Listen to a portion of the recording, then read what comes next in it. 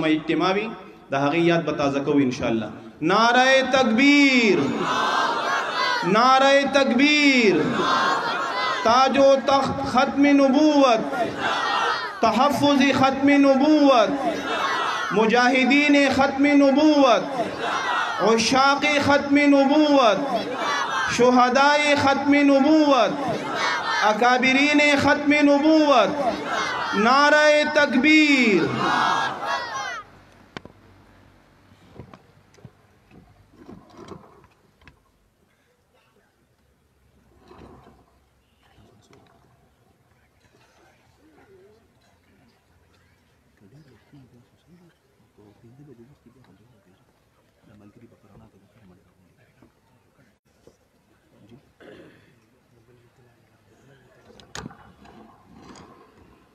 دا یو اعلان ملګری مزید موري د ذل ثوابي د سلور واړو تحصیلونو اجتماعات هغه په ترتیب باندې روان دي. د دین مخکې زیارت باندې په ټوپای تحصیل کې د ټوپای په کلی کې بازار کې یو اجتماع هغه د تحصیل ټوپای شو و. د هغې سلسلې دا دویمه سلسله ده او نن دا اجتماع د تحصیل لاهور په ماڼکۍ کلی کې دا منعقد شوې ده. آئنده زیارت لبا هم دغه سلسله دا بجاری وي او د تحصیل رزړ ترکای کلی کې به ان شاء الله تعالی هم په دغه ترتیب باندې تر ماسپخین نه د ماسپخین نه تر ماښامه پورې به دغه اجتماع ان شاء الله آئنده کې وي. ملګري هغې کوم شاملې دی شي د خیر او د برکت مجلس وي. او بیا د دریو تحصیلونو نه وروستو د ذلې اجتماع چې هغه تحصیل صوابی کې به کېږي او دا به د ذلې اجتماع وي. ټوله ذله به دې کې باقاعده متحرکه وي او دا به مرکزی اجتماع وي انشاءالله. د دې مرکزی اجتماع دا به خانقاه شاه منصور کې خانقاه نقشبندیه شمسیه شاه منصور کې به انشاءالله تعالی په 23 فروری باندې د اتوار ورځ به وي. نوکر پیشه او تعلیمي ادارو والا ملګري او دغه شانتې داسې مسافر ملګري چې هغه نورو خاریو کې وي او هغې چوټی له کلي ته راځي اتوار له د هغه ملګرو رعایت پکې ساتل شوی دی. د اتوار ورځ به وي د سحر نه والې تر مازدیګره پورې به انشاءالله خانقاه نقشبندیه شمسیه شاه منصور کې چې کوم ځای کې زموږ مرکزي اجتماع کېږي هر کال هغه ځای کې به 23 فروری باندې انشاءالله تعالی د اتوار پر ورځ سحر نه تر مازدیګره پورې به انشاءالله اجتماع وي. ملګري باقاعده اوس نه ارادې هم کوي او د هغې دپاره د محنت آغاز هم کوي.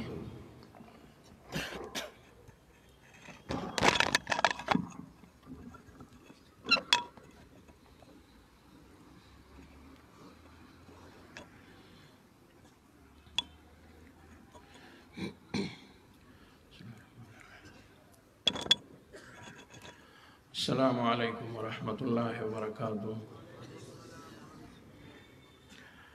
نحمده ونصلي ونسلم على رسوله الكريم. الحمد لله حمدا كثيرا طيبا مباركا فيه كما يحب ربنا ويرضى. اللهم لك الحمد كما أنت أهله فصل وسلم على سيدنا ونبينا ومولانا محمد كما أنت أهله وافعل بنا ما أنت أهله فإنك أهل التقوى وأهل المغفرة. أما بعد فأعوذ بالله من الشيطان الرجيم. بسم الله الرحمن الرحيم. وما أرسلناك إلا رحمة للعالمين. صدق الله مولانا العظيم. مولاي صل وسلم دائما أبدا على حبيبك خير الخلق كلهم. حبيبته لكل هول من الأهوال مقتحم. جاءت لدعوته الأشجار ساجدة تمشي إليه على ساق بلا قدم. محمد سيد الكونين والثقلين والفريقين من عرب ومن عجم. ثم الرضا عن أبي بكر وعن عمر وعن علي وعن عثمان ذي الكرم والآل والصحب ثم التابعين لهم أهل التقى والنقى والحلم والكرم. أستغفر الله من قول بلا عمل لقد نصبت به نسلا لذي عكمي. يا رب صل وسلم دائما أبدا على حبيبك خير الخلق كلهم. رب اشرح لي صدري ويسر لي أمري واحلل عقدة من لساني يفقه قولي. رب أعوذ بك من همزات الشياطين وأعوذ بك رب أن يحضرون. سبحان ربك رب العزة عما يصفون وسلام على المرسلين والحمد لله رب العالمين. اللهم صل وسلم على سيدنا ونبينا ومولانا محمد صلى الله عليه وعلى آله وأصحابه وبارك وسلم. اللهم صل وسلم على سيدنا ونبينا صاحب القرآن صلى الله عليه وعلى آله وأصحابه وبارك وسلم. اللهم صل وسلم على سيدنا ونبينا إمام الأنبياء والمرسلين صلى الله عليهم وعلى نبينا وعلى آله وأصحابه وبارك وسلم. اللهم صل وسلم على سيدنا ونبينا بالرداء وصاحب العمامة وصاحب البيان وفصيح اللسان صلى الله عليه وعلى آله وأصحابه وبارك وسلم. طول مجمع أريدون كي درود شريف وائرون. اللهم صل وسلم على سيدنا ونبينا ومولانا محمد وعلى آل سيدنا ونبينا ومولانا محمد صلاة دائمة مقبولة تؤدي بها عنا حقه العظيم. آمين برحمتك يا أرحم الراحمين. محترم مسلمانانو، دلتا الحمد لله مشران أكابر جيد علماء مدرسين مبلغين أكابر علماء کرام الحمد لله دیدم تشریف فرما دی او دلته چې ورلکم ځای مقرر شوی دی هلته هم الحمد لله تشریف فرما دی. دا مجمع پې نوراني ده، علما دي طلبا دي او تاسو مونږ ټول دی الله رب العزت د دې مجمع په راتلو باندې په دې مبارک مجلس کې په شریکېدو باندې دی الله رب العزت زمونږ او ستاسو د محبوب رسول الله مبارک صلی الله علیه و آله وسلم محبوب شفاعت نصیب کی. دا ټول خبر هم د هغې دپاره ده چې نبي علیه الصلاة والسلام مبارک شفاعت وکړي او موږ محبوب رسول الله مبارک ته الله رب العزت ورسوي او د اقدام عالیه مبارکو کې الله رب العزت موږ او تاسو ته ټول امت د نبي علیه السلام ته خصوصا عاشقانو ته او محبینو ته او د ختم نبوت سپایانو ته الله رب العزت هغه ځای کې چې مبارک محبوب رسول الله مبارک کوم ځای هلته کې تشریف فرماوي او کوم ځای وي په هغه ځای کې دی الله مونږ او تاسو له ځای راکړي. رونو خبرې مو شوې الحمدلله بیانات وشو او د ختم نبوت په حواله باندې وشو چونکې د دې مجلس عنوان او موضوع او د دې اجتماع موضوع عنوان هغه ختم نبوت. د ختم نبوت معنا مفهوم هغه الحمدلله علماء چې څومره بیانوي او موږ او تاسو یې ترې اورو نو نه ده پکار چې یو بنده په دې کې هم د دغې ښایسته موضوع او تعریف نه ناخبر او جاهل پاتې شي. خبرې ضرورت د څه دی؟ څنګه چې مخکې وویلی شو مولانا صاحب محترم وفرمایل دا خبره رسول نه ده بل ته یې کول نه. څوک به خبر وي هغه سره به د دې خبرې اهمیت نه وي، څوک به نه وي خبر هغه سره به د دې خبرې اړوسه علم نه وي، او څوک به خبر هم وي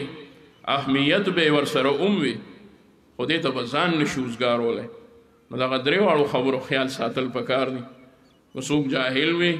او ناخبره وي هغه به خبر شي،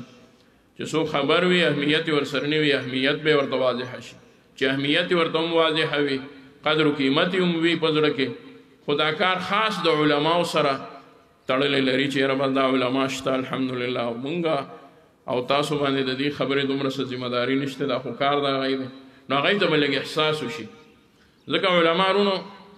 د یو خاص ماحول کې خو وي، که ډېر هغوی کوشش وکړي چې موږ د دا تبلیغ عامو خلکو ته وموکړو، خو څه زمونږ کمی وي هغوی ته هر ځای کې د عوامو مجمع نه وي، د خواصو وي، یا طلبا دي نو خود الحمدلله ټول سپایان دي، یا تاسو اوس راغلي یئ نو الحمدلله هر اجتماع له ځئ. خو دې کې داسې وروڼه دي چې هغوی دغه علماو خواته نږدې هم رانشي، د دې خبرې د اهمیت نه هم ځان خبر نه کړي او دا خبره خاص هغوی سره ګڼي، نو هغه خلک ناخبره پاتې شي. علما خو خپل کار کوي، خو دغه خلک ناخبره پاتې شي. او دا د نبی علیه الصلاة والسلام د محبوب تاج د ختم نبوت لوی برکت دی. د هغې په توفیل باندې د امت د نبی علیه السلام هر یو انسان مؤمن مسلمان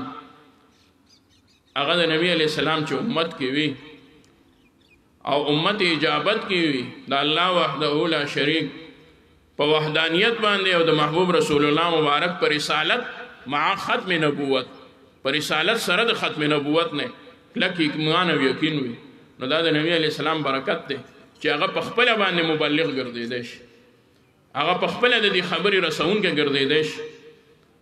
نبی علیه الصلاة والسلام محبوب ټول وایي صلی الله علیه وآله وسلم د حجة الوداع موقع ده، دا هغه حج دی چې اخیرنی حج دی په حیات طیبه کې، اگر چې بل حج هم نبی علیه السلام وړاندې نه کړی، دا اکثرو محدثینو په نظم دغه یو حج، خو چونکې د دې نه وروستو محبوب رسول الله مبارک د دې دنیا د دې حیات نه او د دې دنیا د دې حالاتو نه پرده وفرمایله، الله رب العزت وغوښتلو، نو د دغې وجې دې ته اخیرنی حج ویلی شي چې د محبوب د وفات نه وړاندې کم اهم خبرې شوي دي په هغې کې دا یو حج هم دی. الله اکبر، ناشنا حج دی.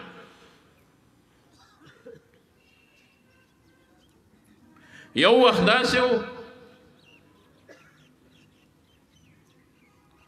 چې نبی علیه الصلاة والسلام سره یو څو غریبانان اکثر او بیشتر او که پکې څوک صاحب حیثیت لکه ابوبکر صدیق، حضرت عثمان ذو النورین رضی الله تعالی عنهما، نو هغوی هم د معاشرې مخې ته هغه خبره هغه شان ځکه نشوه کولی، تره مخالف، پلار مخالف، رور مخالف، تربور مخالف، خپل مخالف، پردی مخالف، نو هغوی هم هغه غریبانانو صحابه کرامو سره په هغه حال کې او ظلمونه شروع دي. خو چې کله نبی علیه الصلاة والسلام د مکې معظمې په دغه پاکه ځمکه باندې د الله د وحدانیت خبرې ته چا نه پرېښودو، نو نبی علیه الصلاة والسلام د طائف طرف ته سفر وکړو. دلته هم لا لږ خلک دی، خو نبی علیه السلام دغه وخت ځان سره څوک بوتلل؟ صرف یو غلام یې بوت، حضرت زید بن حارثه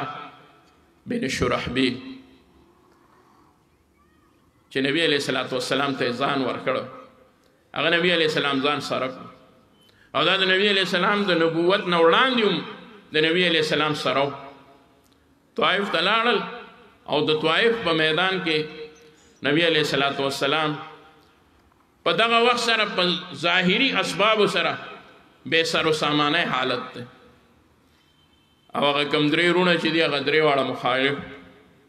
هغوی درې واړو انکار هم وکړو او یو پکې بیا ماشومانو ته درواني یوه خبره کوي او نبی علیه الصلاة والسلام دپاره هغه سبب ډیره د خفګان ګرځي چې په نبی علیه السلام هغه کوم تکلیف هغه تیر شو. دغه وخت کې په دغه میدان کې نبی علیه الصلاة والسلام حضرت زید بن حارثه ولاړ دی،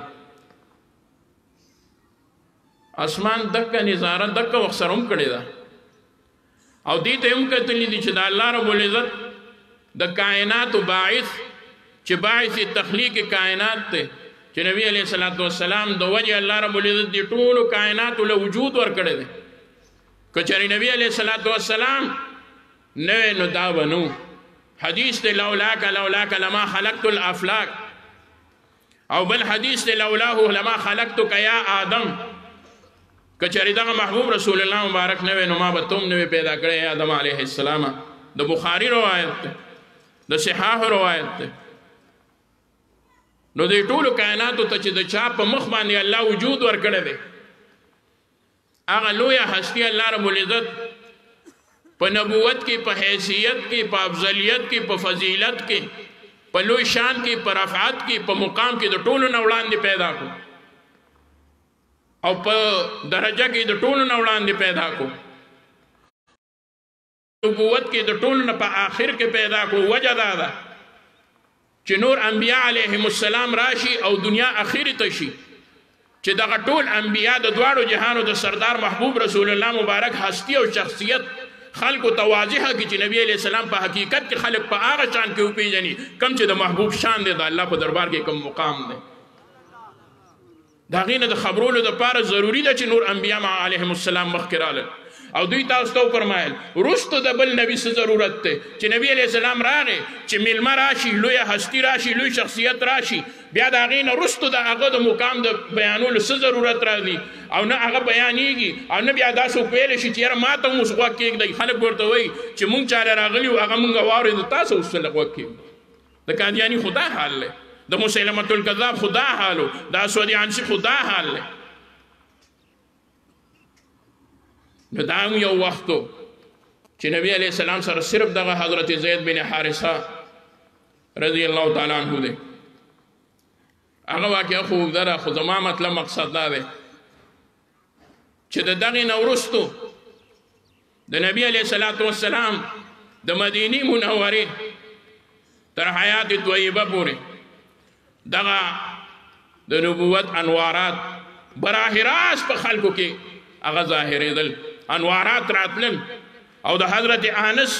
بن مالک خادم محبوب رسول الله مبارک چې لس کاله په یو مخه باندې د دواړو جهانو د سردار محبوب رسول الله مبارک خدمت کړی دی هغه فرمایي په دنیا کې په موږ باندې دوه ورځې راغلي دي یوه د ټولو نه سیوا د خوشحالۍ وه یوه د ټولو نه سیوا د خفګان وه په هغه ورځ باندې چې د دواړو جهانو سردار محبوب رسول الله مبارک یثرب ته یا یثرب ته تشریف راوړو او د نبی علیہ السلام په وجه باندې د تبو نه دغه ډکه ځمکه د بیمارو نه دغه ډکه ځمکه د تبې او د ټوخي او د ډېرو خرابو بیمارو نه ډکه ځمکه د محبوب رسول الله مبارک په وجه باندې الله رب العزت یثرب نه مدینه کړه او د مدینې نه منوره وګرځوله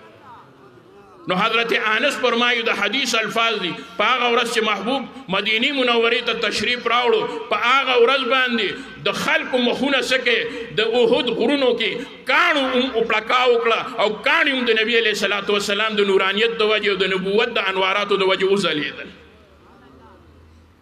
او دغه ورځ په موږ باندې دومره رڼا وه او دومره خوشحالي وه چې دومره خوشحالي په موږ باندې مخکې نه ده راغلې خو حضرت انس رضی الله تعالی عنه فرمایي چې ګورې خیال کوئ هغه ورځ چې محبوب رسول الله مبارک د دې دنیا نه تشریف وړو موږ د خپل زړونه څه ناشنا غوندې کیفیت کې ولیدل هغه انوارات چې براه راست به د محبوب په مجلس کې ملاوېدل هغه انوارات چې د نبي علیہ السلام په صحبت کې به ملاوېدل هغه خوږې خبرې چې د محبوب د خولې مبارکې نه به موږ اورېدې هغه خواږه لحظې چې د نبي علیہ السلام سره به زمونږ په حاضر او په سفر کې تیرېدل هغه محبوب ملاقاتونه چې مونږ به کتل او محبوب به خاندل هغه وختونه چې نبی علیہ السلام به مونږ ته چلونه ښودل هغه وختونه چې نبی علیہ السلام به مونږ ته د مونځ چل ښودلو هغه وخت چې نبی علیہ السلام به مونږ ته د ژوند طریقه ښوله هغه وخت چې محبوب رسول الله مبارک به په مونږ مینه کوله هغه وخت چې محبوب به په مونږ شفقت کوو هغه وختونه چې کوم انوارات لرل د نبی علیہ السلام د رخصتېدو نه وروسته په مونږ باندې هغه حالت رانغی معلومه شوه چې د نبی علیہ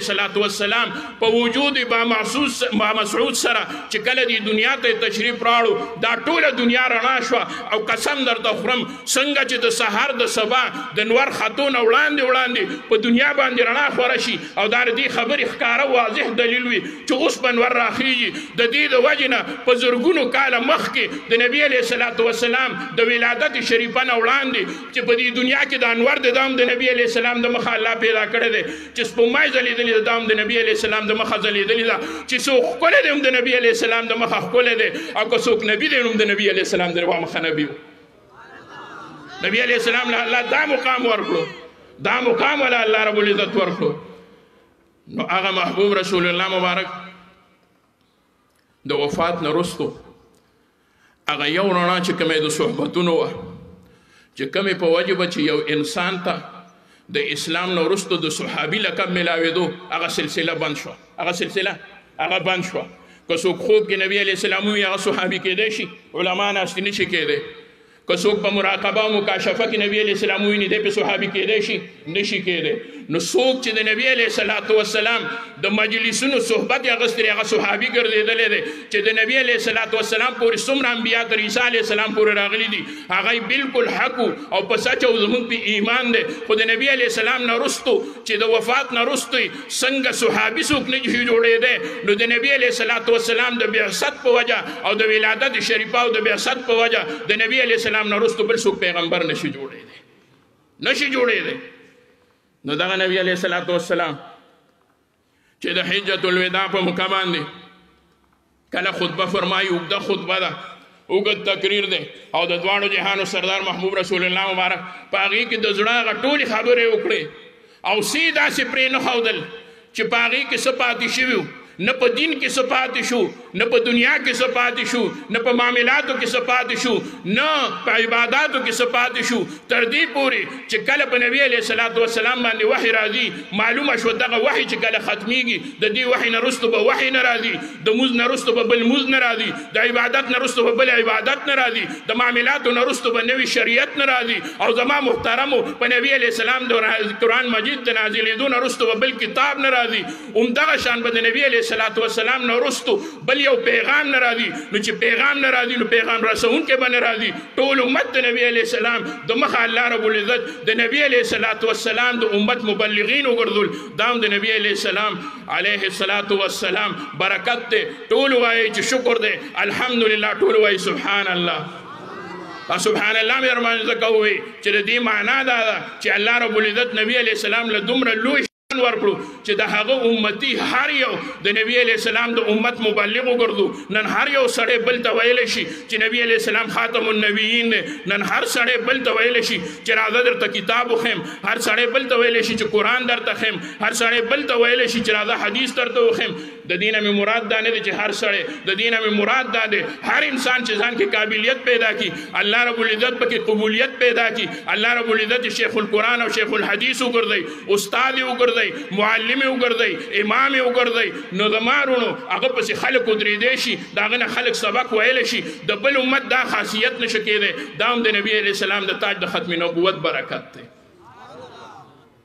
نو په آخري دقه خطبه کې نبي علیه السلام وفرمایل ټولو خلکو ته وایي چې واورئ خلکو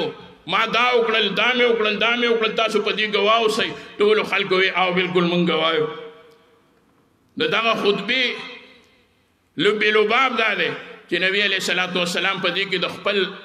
وفات تذکره وکړه شاید چې بیا کال له زموږ ستاسو ملاقات ونه شي وروڼو واورئ په دغه حج کې الله رب العزت څومره خلک جمع کړل که د ټیلیفون زمانه هم دونه نشو کېدی زما محترمو په دغه وخت کې د نبی علیه السلام صحابه کرام په دنیا باندې خوارو په ملکونو باندې خوارو په مکه مدینه کې ومو په حجاز کې ومو په عراق کې ومو په کوفه کې ومو په یمن کې ومو نو نبی علیه السلام اعلان فرمایو چې زه حج اراده لرم چې حج له ورشم نبی علیه السلام امیر الحج وګرځېدو د دغه وخت د دواړو جهانو سردار محبوب رسول الله مبارک د صحابه او د سترګو تور دی د زړه ټکور دی زما محترمو کله چې نبی علیه السلام حج لذي د اطرافنا عالم را جمع شو د طوایف په میدان کې یو نبی علیه السلام دی یو زید بن حارثه دی او د حجة الوداع په مقام باندې زما خبرې ته غوږ کېږدئ زه راځم دې خبرې نه راتلم د نبي علیه السلام سره 1,24,000 صحابه کرامو هلته حج کړی دی الحمدلله او دومره لوی مخلوق او دنیا آسمان ومنله چې آو ما دا نظاره هم لیدلی وه دا منظر مې هم لیدلی و چې نبی علیه السلام هغه وخت کې لا ډېر بې ملګري ورسره یو زید بن حارثه را ولاړ دی خو ما د هغې منظر نه وروستو دا منظر هم ولیدو چې په انبیاء علیهم السلام کې دومره د مجمع سره د دومره صحابو سره د دومره ملګرو سره بل نبي حج نه دی کړی لکه زما محبوب رسول الله مبارک چې کړی دی مقام الله رب العزت په هر ساعت د نبی علیه السلام اوچت کړی دی او نبی علیه السلام د ټول عالم لپاره الله رب العزت رحمت للعالمین ګرځولی دی د دې مطلب دا دی چې نبی علیہ الصلوۃ والسلام رحمت للعالمین دی، نو د خاص زمانې دپاره نه دی، د خاص قوم دپاره نه دی، د خاص مکان او د مقام دپاره نه دی، د خاص لسان او د زبان دپاره نه دی، د یو خاص وخت دپاره نه دی، د یو خاص طبقې دپاره نه دی، د علماو دپاره یوازې نه دی، یوازې د دیندار دپاره نه دی، یوازې د تبلیغي حضراتو دپاره نه دی، یوازې د صوفیای کرامو دپاره نه دی. هو الذي بعث في الأميين رسولا منهم يتلو عليهم آياته ويزكيهم ويعلمهم الكتاب والحكمة وإن كانوا من قبل لفي ضلال مبين. معلومه شوه هر نبی ته الله رب العزت ډیوټای ورکړی وي، الله رب العزت هغه ټول فرایض او هغه ټول مناسب او هغه ټول خصوصي دواړو جهانو په سردار محبوب رسول الله مبارک کې واچول. او دا شعر ډیر صادق دمی عیسی ید بیضا داری آج خوبا حمد آرند تو تنہا داری. حسن حضرت یوسف علیہ السلام ید بیضا حضرت موسیٰ علیہ السلام او د حضرت عیسی علیہ السلام دم دا په خپل خپل ځان باندې ځان له معجزې وي، خو قربان د تانه ای پیغمبر علیه الصلاۃ والسلام آج خوبا حمد آرند تو تنها داری. دا ټول خوبیانې چې راجمع شي نو الله رب العزت د دې ټولو محبوبانو په شان ته په یوازې ځان جوړ کړی. د یوسف علیہ السلام حسن، د نبی علیہ السلام حسن، د موسی علیہ السلام معجزه، د نبی علیہ السلام معجزه، د عیسی علیہ السلام معجزه، د نبی علیہ السلام معجزه، د ابراهیم علیہ السلام معجزات، د نبی علیہ السلام معجزات، د نوح علیہ السلام معجزې، د نبی علیہ السلام معجزې، و تر دې پورې الله پرې دومره مین دی چې بل نبی له به معجزه ورکوله نو د نبی علیہ السلام صحابي له به هغه کرامت ورکولو. الله رب العزت ورته حشرات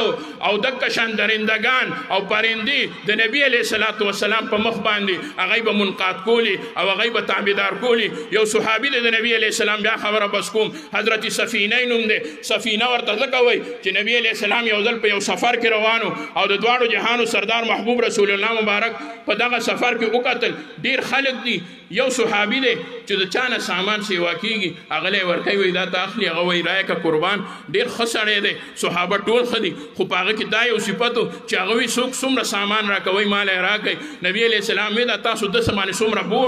بوج واچو بار مو پکې ایښودو. وی یا رسول الله دې په خپل هم خوشحالېږي او دی وایي چې زه دا خدمت وکړم. نبی علیہ السلام وفرمایل انت سفینه، ته زموږ سمه کشتی شوې، کشتی کې خلک دومره سامانونه اچوي لکه ستا په اوبو په سر چې موږ څومره سامان اچولی دی. دغه سفینه په سفینه باندې مشهور شو. ده به وی ما ته خپل نوم واخلی، ما ته هغه نوم واخلی چې زما محبوب ما ته اخیستی دی.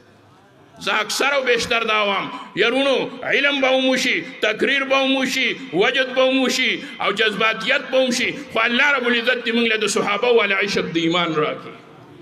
او محبت د نبی علیہ الصلوۃ والسلام زمونږ او ستاسو نصیب کړي. هغه عشق پکار دی، هغه محبت پکار دی. او حضرت سفینه رضی الله تعالی عنه دا ځان له بیا بله واقعه ده. د نبی علیہ الصلوۃ والسلام دغه صحابي او ځل د خپلو ملګرو نه په یو لاره باندې ګډوډ شو، لاره دې خطا شوه، یا دې د سحاجت دپاره ایثار شو، یا په څه باندې مشغول شو چې ملګري ته لاړل او دې د ځنګل په طرف راغی. ځنګل یو عجیبه دنیا ده، هر طرف ته یو عمره د هغې حدود وي. حضرت سفینه چې وکتل چې په دې لاره ورشم چې په دې لاره به ډېر لرې لاړ نو هغه لار به خطا کړې وه، بیا به د هغې لارې نه بیا هغه ځای ته لړ کم نه به چې مخکې راغلی و. ده چې وکتل ماښام شو او ماښام ټیم کې دغه وخت کې را درندګان راوځي ځان له ښکار کوي. ده چې وکتل ځناور راووتل، درندګان راووتل، په هغې کې یو غټ زمری دی او غټ زمری بالکل د ده وړاندې ولاړ دی. حضرت سفینه سوچ وکړو راته ښکاري مرګ دي الله رب العزت د دې درنده او د دې زمري نه مقرر کړی دی، بس دی به دې وخوري، دې ځای کې څوک به دې تپوس نه کړي، نه به څوک خبر شي، بلکې لاش به دې معلوم نه شي. خو حضرت سفینه نه زما په شانو او نه د بل په شانو او نه د بل په شانو هغه صحابي د نبی علیہ الصلوۃ والسلام د ایمان نه ډکه سینه لرله، د الله رب العزت په ذات باندې کلک یقین لرلو. وی ما ته پته رسه نشم کولی او که ما څه کولی شم ما به امداد د لوی رب نه غوښته او د نبی علیہ السلام په مخ به مې غوښته. سفینه څه وکړل؟ هر څه شاته کړل. اسیم صحابه د دې اسبابو نو قایل، دا مونږ او تاسو چې کوم اسباب لټو، دا مونږ او تاسو چې کوم اسباب لټو د دې اسبابو نو قایل. مونږ انتهایی ډیر د اسبابو لاندې ژوند تېرو، هغوی به د الله نه غوښتل کول، اسباب به ورته الله رب العزت په خپله باندې برابرول. حضرت سفینه څه وکړل؟ لګیا دی زمری دی نن یو خو خيار بنده ته وایا یو خو دیندار بنده ته وایا یو خو رسیدلی بنده ته وایا راځه چې د ساروي سره د درنده سره د زمری سره څه خبرې وکړو مینت ورته وکړو که موږ پرېښودو هغه ورته مازغو کې ډز شوی دی یو به هغه سړی خلک ډاکټر له بوځي چې د مازغو کې ډز شوی دی خو هغه صحابه دي د عشق او د محبت نه ډک دي د نبي علیه السلام د صحبت نه خبر دي د نبي علیه السلام د رفعت شان نه خبر دي د الله رب العزت د لوی قدرت نه خبر دي او د نبي علیه السلام په نبوت او ختم نبوت باندې عاشقان دي یوازې ایمان نه دی د عشق تر حده پورې دی هغه صحابي حضرت سفینه ودرېدو او هغه زمري ته وایي یا ابا الحارث انا مولا رسول الله او ابو الحارث و زمریه واوره زه ګورې د نبي علیه الصلاة والسلام غلام یم زه د نبي علیه السلام ملګری یم ما طرف ته په برند نظر ونه ګورې ما طرف ته مخ راوانړې زه عام انسان نه یم ما په دې خپلو غړېدلو سترګو د ایمان په حالت کې د دواړو جهانو سردار محبوب رسول الله مبارک ملاقات کړی دی دیدار مې کړی دی چې دا یې ووې الله رب العزت هغه درنده چې هېڅوک بې خوراکه نه پرېږدي هغه لکۍ راکته کړه او وبړېدو وی راځه یوازې دا نه چې زه به درته څه نه وایم په زبان حال باندې ووي د دې ځنګل یو زمری یو شرمخ تا ته څه نشي ویلی ته زما په ضمانت کې او د نبي علیه السلام غلام یې راځه چې بس که په ژبه باندې ونه وي نو زبان حال سره یې ووي زمری مخکې دی حضرت سفینه ورسره دی زمری په یو لنډه لار باندې راووتو او د محبوب رسول الله مبارک د دغه غلام او د دغه ملګري او د صحابي دته چې کله لار خوله بیا وبړېدو حضرت سفینه وایي په لاره به کله کله زمري را روانو هغه به ویږي د زمري یو ښکار ځان له پیدا کړی دی زمری به لاړو په هغه به ورغوټه شو ووایي چې د دواړو جهانو د سردار محبوب رسول الله مبارک صحابي دی راسره زه روغ رمټ د ځنګل نه راووتم زمری زما نه داسې حال کې واپس شو چې یوازې دا نه چې ما ته ووایي ځه بلکې زما شکریه یې ادا کړه په زبان حال سره چې ما له الله رب العزت دا مقرره کړه چې د نبي علیه السلام د صحابي خدمت الله دې مونږ او تاسو خادمان د نبي علیه السلام د تاج د ختم نبوت وګرځئ الله دې دغه لوی کار زمونږ او ستاسو د کمزورو نصیب کړي من کمزوري کار ډېر لوی دی خو د الله رب العزت ډېر لوی فضل او کرم دی چې په داسې مجالسو کې راته د ناسې توفیق راکړو پرېښودو الله دې مونږ ته دقه شان د کار د ختم نبوت توفیق راکړي او همدغه شان دې په دقه شان مجمع کې د خپلو سلام سره په ملاقات او د شفاعت په ذریعه باندې الله رب العزت زمونږ او ستاسو ملاقات نصیب کړي رونو دغه اعلان مې انشاءالله مفتي صاحب په خپلو الفاظو کې وکړي چونکې هغوی به په دې باندې خپل عبور وي زه دعا نه مخکې هغوی ته وایم چې دا ووایي انشاءالله اللهم صل علی سیدنا محمد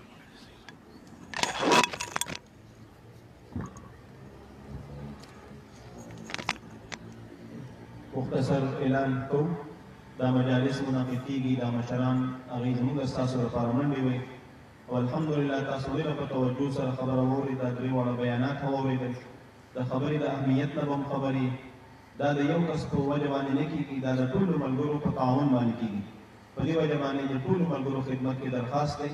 چې هر یو ملګری خپل خپل کلي کې خپل یونین کونسل کې چې کوم د عالمي مجلس تحفظ ختم نبوت زموږ ذمه داران ملګري دي خدمتګاران ملګري دي یا د تحصیل ملګري دي نو هغوی سره موږ رابطه کوو که هغوی موږ مشورې له راغواړي اجلاس ته راغواړي هغه اجلاس کې شاملېږو مشوره کې شاملېږو باقاعدګۍ سره شرکت کوو او د ځان لپاره دا فخر او سعادت وګڼو چې موږ تاسو الله جل شانه په دې کار کې قبلوي او په دې کار کې موږ الله استعمالوي او په دې کې موږ د خدمت موقع راکوي په دې وجه باندې هر یو ملګری خپل یونین کونسل کې چې کله مشوره کېږي نو باقاعده هغې کې شاملېږي او چې کومې رسالې راځي د مجلس د یو رساله هغه د کراچۍ نه چاپ کېږي یو دلته پېښور نه ملتان نه چاپ کېږي نو چې کومې هغه رسالې باقاعدګۍ سره ملګریا دي انشاءالله د دې مسلې سره سره د دین د نورو احکاماتو نه به موږ تاسو خبرېږو د ټولو ملګرو سره دا تعاون به کوو که نه انشاءالله دا د شریکې کار دی په شریکه باندې به انشاءالله دا جاري ساتو الله یې تاسو له خیر درکړي اختتامي دعا کېږي د دعا نه مخکې د چې کوم انتظامي ملګري دي زموږ د دې مدرسې ذمه دار مشر مولانا ذبیح الله صاحب د هغې اساتذه د هغې مشران ملګري او دغه رنګې د تحصیل لاهور چې کوم ملګري دي حضرت مولانا فیضان الحق صاحب حضرت مولانا بابر علي صاحب او دغه رنګې ډاکټر رحماني صاحب د هغې نور ملګري د هغې له طرف نه او د ضمني د مجلس د ذمہ دارانو له طرف نه ستاسو د ټولو مهمانان خصوصي او د مخامخ مجمع کې د شرکاو د ټولو شکریه ادا کوم. مجلس په خپل دربار کې قبول کړي. اختتامي دعا کېږي، دعا کې شامل شي.